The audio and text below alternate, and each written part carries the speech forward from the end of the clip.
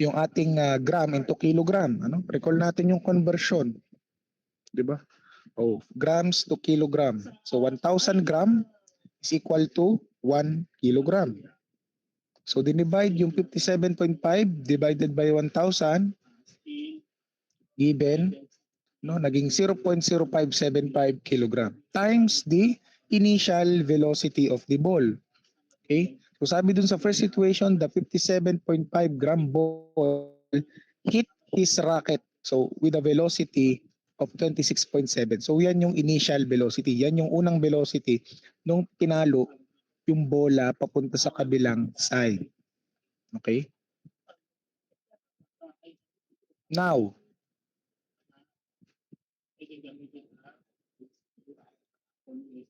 so kung makikita ang unit dyan is in kilogram times meter per second. Ano? So hindi po yan Newton. Ano? Kailan magiging Newton ulit guys? Huwag malilito ha. Kapag ang unit ay yung gravitational acceleration or unit ng acceleration. Okay? Naka per second squared. So since velocity yan, hindi yan magiging Newton. Ano? Kilogram meter second. Okay? Upward. Okay? Bakit may upward? Kasi pataas pinalo nyo yung bola Okay?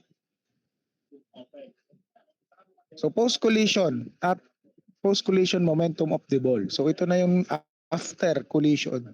Okay? Pabalik na. Kumbaga nag-rebound. Diba? Paluin mo yung bola, babalik sa'yo, Okay? Given by, the mass of the ball times the final velocity. Ano ba yung final velocity? Sabi dyan, the ball rebounded in the exact opposite direction with the speed of 29.5 meters per second. Sir, bakit po negative? Siyempre, pabalik na siya Opposite direction na siya. Okay? Pababa na siya kumbaga. Opposite na siya sa direction ng momentum. Kaya siya ginawang negative. So given, so ganun pa rin yung mass ng ball, walang binago. So the sum is negative 1.6963. Or to simplify, in absolute value, then we have a direction of downwards. Okay? Pababa na siya Pababa na siya sa ground. So that will be negative. Okay? And then letter C, okay, determine the momentum change of the ball, or change in momentum. So given by the final ball collision minus the initial. Okay? So final minus initial po palagi. Okay? Parang sa temperature lang guys, to give you an idea. Kapag nagkakaroon ng change in temperature or delta T, final minus initial. Take note, okay? Laging ganon. Basta delta, yung triangle delta triangle, delta po yan ang tawag dyan. Or change, okay? Change in temperature, change in pressure, So that will be final, always final minus initial. So for this problem, okay, the change in momentum, so delta P, final, momentum ni final, no ball momentum final, minus ni ball momentum initial. So what is the final? So that is negative, minus negative 1.6963 kilogram meters per second, minus the initial momentum which is positive 1.353 kilogram meters per second is given by negative 3.2316 kilogram meters per second. Okay. Siyempre, simplify again. To simplify, positive and then going downward. So that is the momentum change of the ball. Ibig sabihin, since siya ay negative, ang momentum change niya after the collision is pababa yung bola. Hindi siya pataas. Okay? Imagine nung nangyari. After paluin yung bola ng tennis ball, syempre aangat yung bola. Okay? Nandun na may moment. That is the initial momentum. Nag-rebound siya. Okay? Yun yung second momentum. Yun yung final momentum. Yung pabalik na siya. So the change in momentum, dito madidetermine kung saan papunta yung bola. And what is its velocity. So, based upon our equation, dahil siya ay nag-negative, therefore, pababa yung momentum ng bola. Pababa after rebound. Naintindihan, guys? Okay? Sige, kopya muna.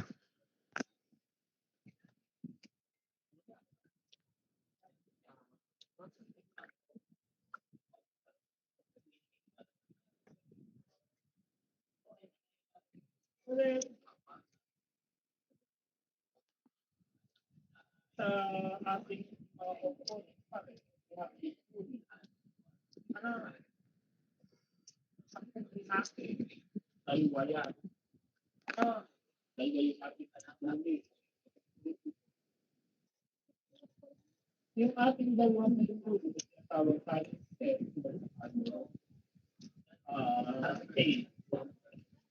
yung lalo na sa tayo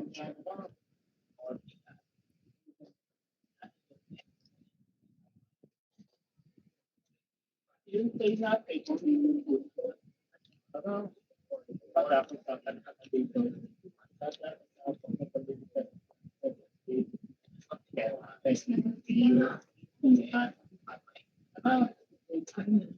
Sorry, mga walang camera dyan ha, baka tulog na. Kayo, bahala kayo.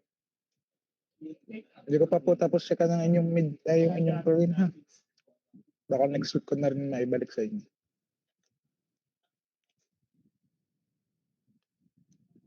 Now, we proceed to the letter D, the velocity change of the rocket.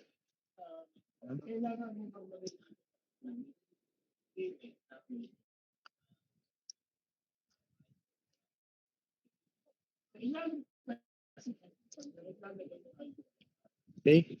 So, given by the equation based on the law of conservation of momentum, before impact and after impact, dito po nag-base yung delta P is equal to the delta P ng rocket is equal to the delta P ng ball. So bakit sir rocket at ball yung Siyempre, ano ba yung mag-i-impact? Diba yung rocket at saka yung tennis ball. Yun yung magtatama. Okay? So yun po yung pinag-equate. Okay? Alam natin na ang equation, ang formula ng momentum is equal to mass times velocity. So, given na yung P delta P ng ball which is 3.2315 this one. Okay? In-equate siya sa P ng rocket. So, wala pa tayong value ng P ng delta P ng rocket. So, kaya is equal to M is equal to delta PR o yung velocity ng rocket. So, by equation, by cross multiply, VR is equal to, dito na sa baba, delta P ng rocket divided by the mass. Anong mass yun? 0.331 na yon. Mass ng rocket. Okay? Ginawa lang siyang kilogram. Ayan ang given, 331 gram rocket, ginawang kilogram. Kaya naging ganyan. So, okay, the velocity is equal to 9.7628 meters per second. So that is the change of velocity of the rocket when it has a collision to the ball.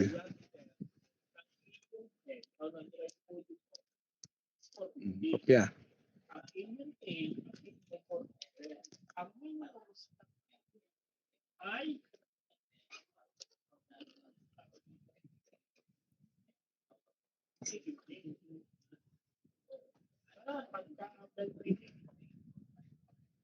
I want to find ano ba ang beneficent ng gold rating? Ang rating natin ay yung bigat na pinagawa. Ito pa rin ang kanya.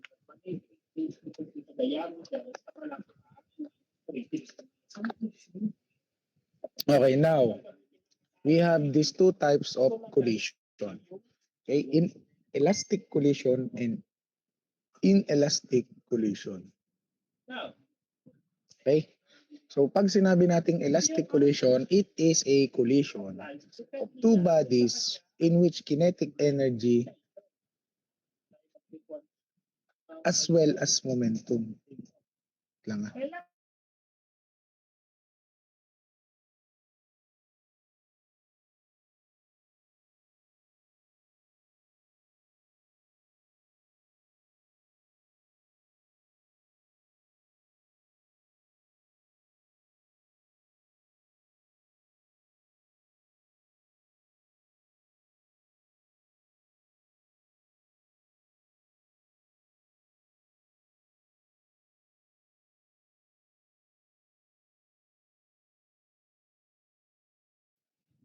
Kapag sinabi naman nating inelastic collision, okay, is a collision of two bodies in which only the momentum is conserved but not the kinetic energy. and yung ating space constraint sa ating Kumbaga, ano nga pulit ang formula ng kinetic energy? ay may effect po And anyone recall? sa ating minimally materials. Bawa, mechanical. You need to exercise 30.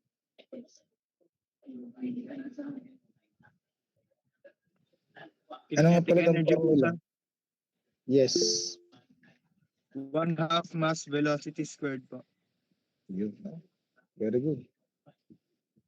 Or 1/2 meter tas velocity, second velocity squared tas initial velocity squared din. Okay, very good. Thank you. So yun, yun po yung ating formula ng kinetic energy. So yun yung kino-consider sa elastic collision. Ano, kinetic energy and yung momentum. While for inelastic, hindi na kino-consider ano, or hindi na kino-conserve yung kinetic energy. Yun lang pong momentum. Okay? Now, no? So the coefficient of restitution, okay, given by the symbol E, is a measure of how bouncy a collision is, how much kinetic energy is conserved in the normal line of impact direction. So it's a closely tied to impulse and momentum, especially in collision problems. So given by the coefficient of restitution is given by, so V square, V sub 2 prime minus V1 prime over V sub 2, V sub 1 minus V sub 2. Whereas, ano, yung ating mga may prime, yung may apostrophe sa taas, ayan, is given as the velocities after collision. Okay? Hindi kasi sila Ibig sabihin, ano yung velocity nila after magbanggaan? Ano? Divided by the change in velocity. Ayan ang example ng change, ano, or delta, V2 minus V1, ano, at saka V1 minus V2. Sir, bakit po nauna yung V1? Okay? Doon sa baba. Bakit kaya? Sa initial. Bakit mas nauna yung V1? Ibig sabihin, obviously, ano, mas malaki yung V1. Ibig sabihin, at the initial velocity, mas mabilis siya. Diga? Kumpara sa final velocity before collision. Yun. Kaya dun sa walang apostrophe, it is the initial velocities of two bodies before collision. So V1 minus V2. Morning po. Okay? Now, so conditions for coefficient of restitution, ano? So is given by E is equal to, ayan, conditions. So when E is equal to 1, so it is perfectly elastic collision. No kinetic energy is lost. When E is equal to 0, perfectly inelastic collision. So objects stick together. Okay?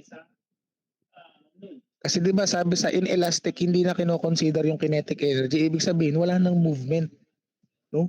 Kumbaga imagine yung nagbangga ang mga sasakyan. Okay? Parehas mabilis. Syempre may kinetic energy. Nung nagbanggaan sila, hindi sila naghiwalay, nag-stick up lang sila. Tarang, imagine nyo, nagbanggaan lang. Tapos di man lang sila nagawa. Sobrang lakas ng impact. So doon po yung perfectly inelastic collision. Okay? Objects stick together. At third condition, 0 is less than A and A is less than 1. So this is partially elastic collision. Dito yung pag nag-collide, pag nagbanggaan, it's either maghiwalay sila or hindi. Or pwede maghiwalay pero konti lamang. Ano? Ayun. Tapos na ulit tayo sa chapter 6. Ano? Ang bilis. Ganun lang ang chapter 6. So that is for impulse and momentum. Okay? Any questions?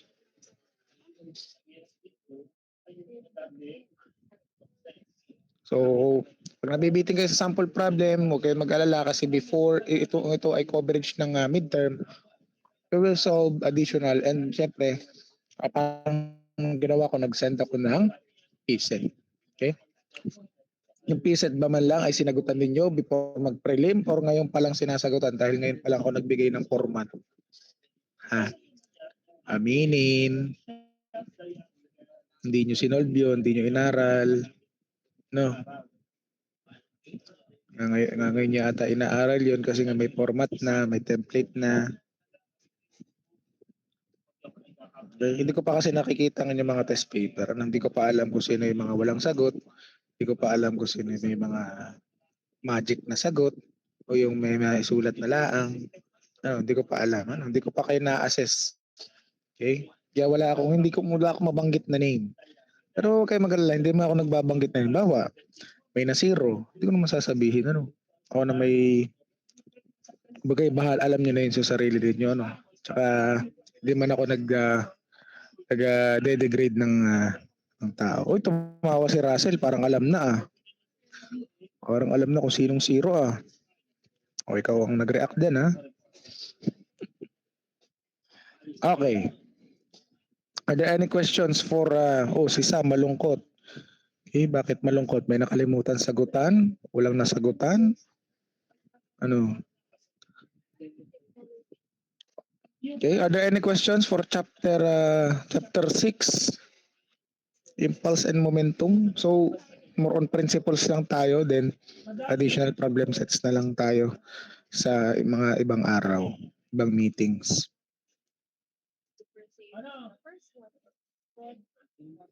Walang tanong sa chapter 6, sa impulse and momentum, naintindihan, nakapag-screenshot, nakapag-take down notes.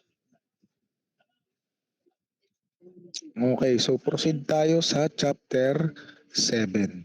Consideration dun sa ating Okay. So, elasticity.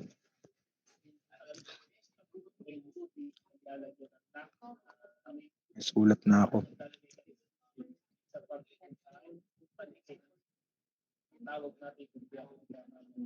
So, bale itong topic na to guys is an introduction sa inyong susunod na subject for next sem. That is yung sinasabi ko sa inyo dati pa na SRB. Kung naririnig nyo sa mga seniors ninyo, or the statics of rigid bodies.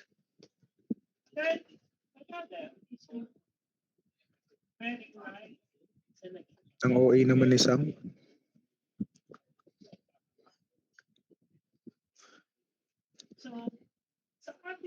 Okay. So elasticity. So what do we mean by when we say elasticity? Okay. So it is the ability of the material to withstand deformative or distorting forces and return to its original size and shape upon the removal of such forces. So what are the exact example of this elasticity? Spring. Alam niyo kung anong spring? Okay? Imagine yung spring, yung mga shock ng motor, shock ng sasakyan. So that is an example of elasticity. It can withstand deformative. Ibig sabihin, syempre, pag nakapag-apply ng force, no? Pag kinompress ninyo yung spring, tapos bigla niyo yung tinanggal yung application ng force, babalik din naman siya sa original form niya. Okay?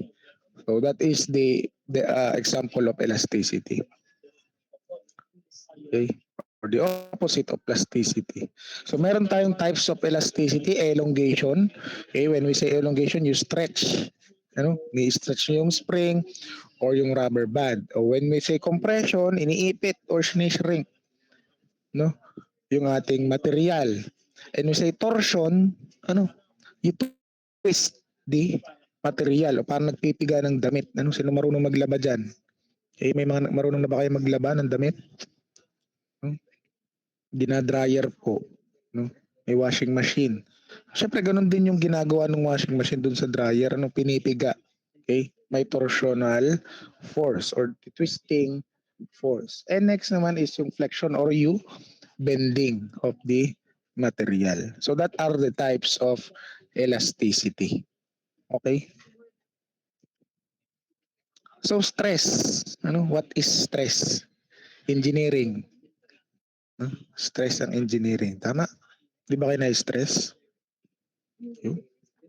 No? Nag-react na, stress na ba kayo? So yun, pag-aaralan natin ngayon ang stress para mas lalong ma-stress. Okay?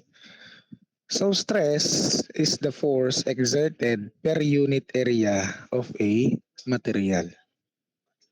Okay? So the impact of stress on a body is referred to as strain.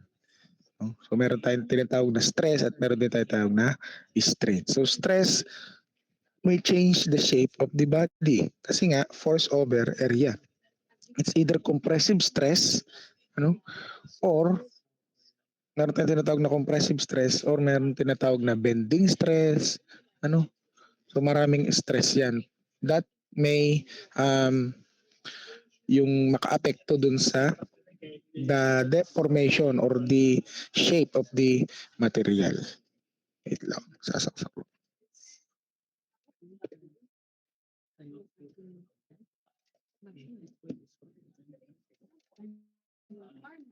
Okay?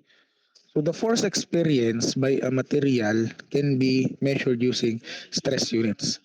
So stress can be classified into three kinds based on the orientation of the deforming forces exerted on the body. So given by, so sabi dyan, ang stress daw ay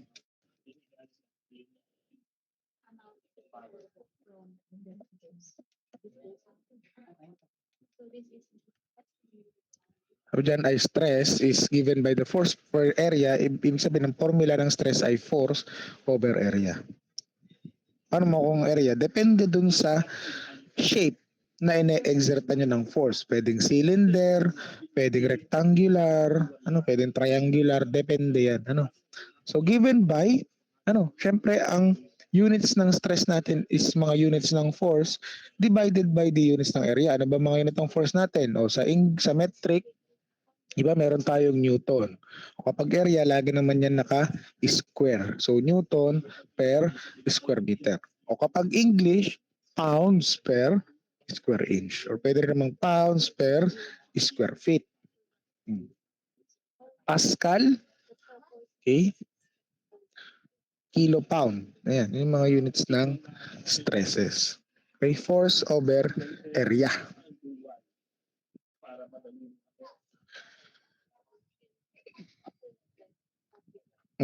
Some parameters, if stress is directly proportional to the force o force, pag directly, kapag upward ang force, pag tataas ang force, tataas din ang stress.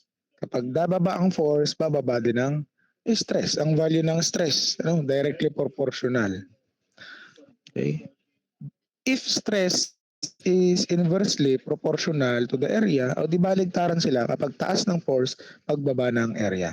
Pagbaba ng area, pagtaas ng stress. Okay?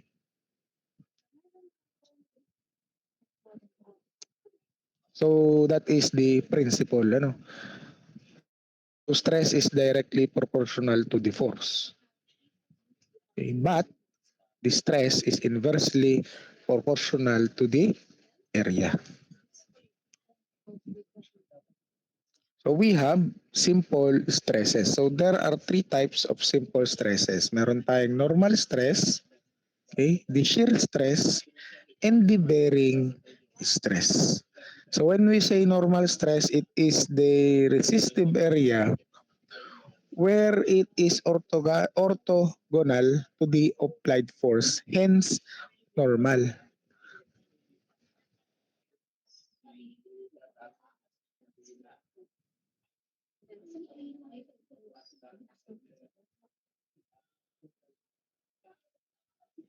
Okay? When we say, what do you mean by orthogonal? No? What do we mean by when we say it is orthogonal to the applied force? Ibig sabihin, ano, the systems are perpendicular or it is intersecting at a 90 degree. Di ba pag sinabi nating perpendicular, yun ay 90 degrees. Tama? Tama ga po? No? So yun. Yun po pag sinabi nating normal stress. Ano? So there are two types of normal stresses, the tensile stress and the compressive stress.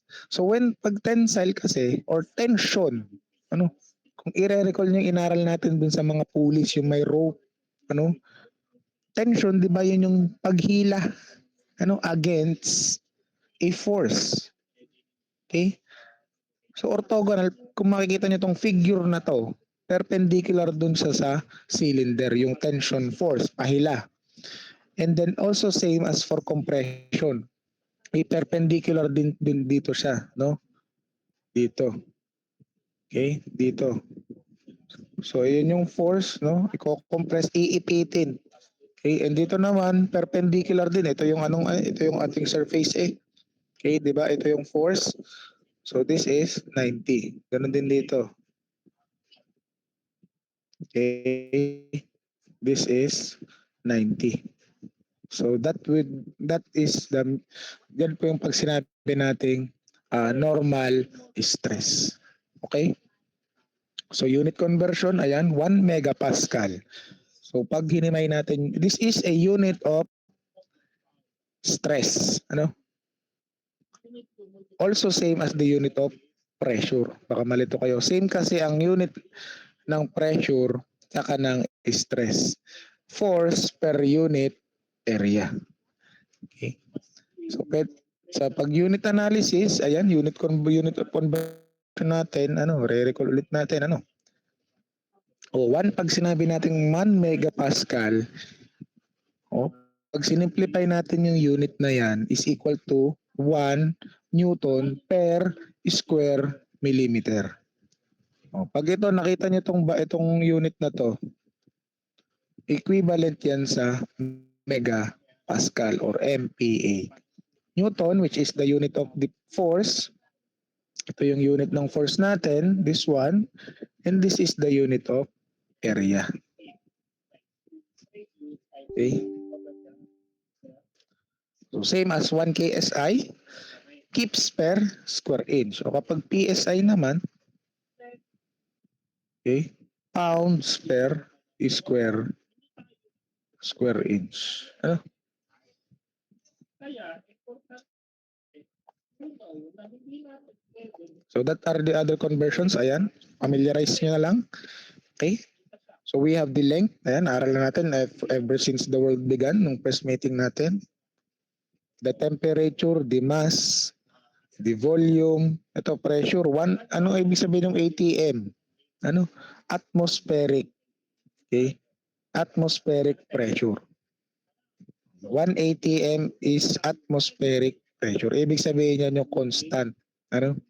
So 1 atmospheric pressure is equivalent to 101.3 kilopascal. Okay? Pero meron sa ibang books guys na ang 1 atm or 1 atmospheric pressure is equal to 101.325 kilo Pascal. Same lang naman yun guys. Siyempre magkakaroon lang ng mga discrepancies sa decimal point. Eh sir, paano pong gagamitin namin sa exam? O, kung ito mas masaulo nyo, okay lang din naman. Pero kung ito, okay lang din naman. Basta makikita sa solution. Kasi, lagi nyo tatandaan, madalas natin gawin, wag nyo pong ira-round off not unless na final answer na yan. Para makita ko talagang yung tamang process na ginawa ninyo sa problem solving. Okay.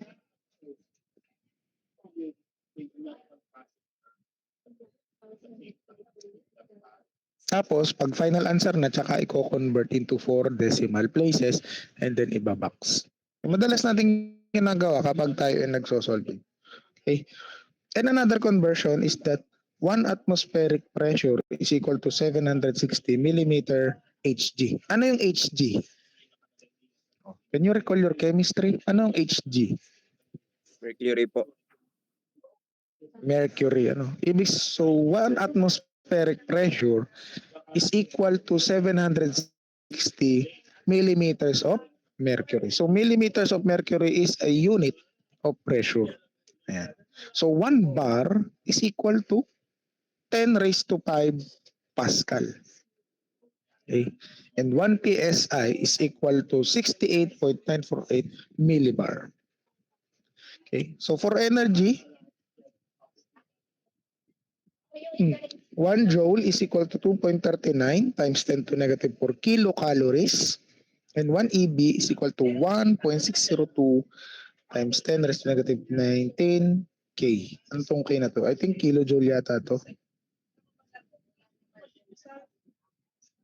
If I'm not mistaken. Okay? So, syempre, kapag circle yung ating lalagyan ng force, what is the formula of a circle or what is the area of a circle? Pwedeng pi r squared. O when considering thickness, kasi ganito yan. Pag halimbawa, kinocompress ninyo. Okay? This one.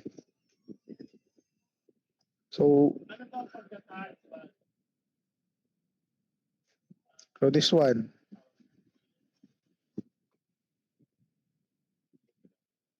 Ito yung circle natin and we have to consider its thickness. So, bakit sir kino-consider thickness? During compression, syempre. Ano? Imagine ito, compress nyo to, anong mangyayari dyan? Hahaba pa ba yan? Syempre, iipitin nyo, iiksi na yan, liliit na yan. Ninipis na. Okay? And another is the 1/4 pi d squared. So, dapat alam nyo na yung mga formula ng area ng circle. Okay? When we say tensile stress, tension. Dito na, syempre, makikita nyo dito, nag-e-expand siya. Hinahaba, hinihila tension naghihilahan. May force dito, pahila dito, at may force din nahihila dito, sa kabila. Sa right side, and then sa left side. So, tendency, siya ay mag-elongate. Okay, recall natin yung ating types of elasticity, may stretch ito, mag-elongate siya. Okay?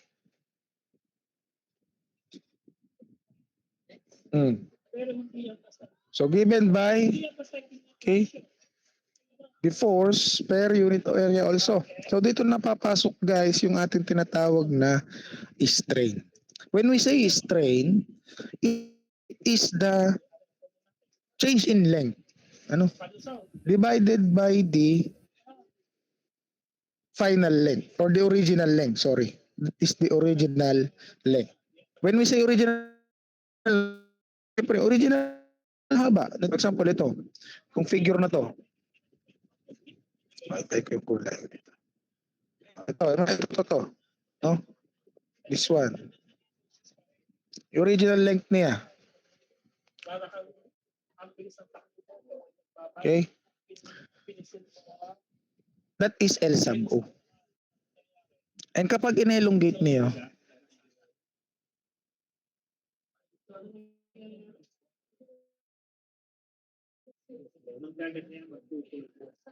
yung kapag in-elongate nyo yan, no? Siyempre, pag in-stretch nyo, meron nang pagkakaroon niya ng additional length. So, itong figure na to, for example, 3 meters, nagkaroon ng tensile stress, hinila ninyo, magkakaroon ng additional length. So, this is one, this is the change in length. Kasi from here, up to the original position, di ba? Gets nyo ba? Yun yung delta L. This is the initial length. This is the final length. Ang kumbaga hanggang dyan lang siya, hanggang dyan lang siya ma-stretch. Tapos pagbalik, yun ang change in length. So yun po yung tawag sa strain. Ano? The change in length divided by the original length. Strain po ang tawag doon ha, strain. Okay? Imagine nyo yung spring. Oh, for example, sa spring na lang din. Di ba merong original length ng spring? Ano? Oh, spring. Pinaka-example talaga ng strain guys is spring. Okay? Oh, we have a spring here. So merong original length ng spring nyo. Oh, yan. Tapos pag diniform ninyo, ma-extend ninyo. Okay? Haba lang han. In-expand ninyo eh. Pinila nyo. Okay? So doon na magkakaroon ng strain. Okay? So yun. Naintindihan ka? Nagagets ka ko? Nagagets ka po? So imagine nyo yung spring. Ito pinaka-example itong strain ay yung mga springs. Okay? So change in length divided by the original length. Sir, ano po yung tinatawag natin na modulus of elasticity? So yun yung constant guys, constant value yun. Or kapag hindi naman given, no-compute yun is given the stress divided by the strain. So that is the modulus of elasticity. Minsan sa mga problems guys, sa mga higher subjects, sa mga SRB and sa mga MDB na pagdadaan ninyo, okay, given po yan, yung modulus of elasticity. Kasi marami kayo ma-encounter na different types of materials. Sa mga material science, okay, meron sila mga different properties and specifications.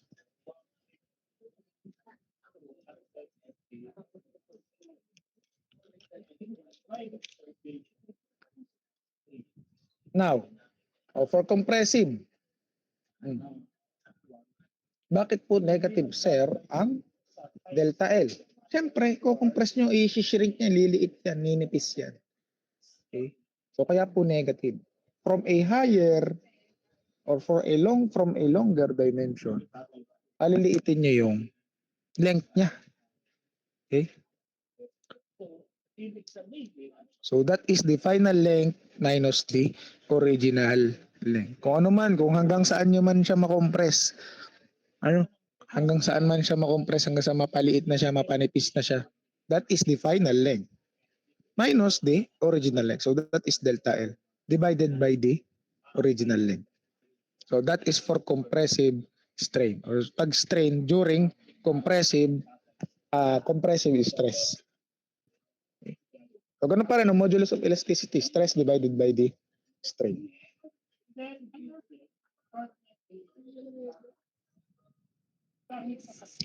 Questions? Questions? May questions po ba? Wala. Yung next meeting ko na nga. Ayan. Okay. Ano na? Stress. Stress at strain. Chapter 7.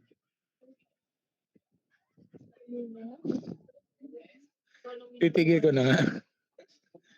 Okay. So, tuloy na lang natin to next meeting. Wala pong question.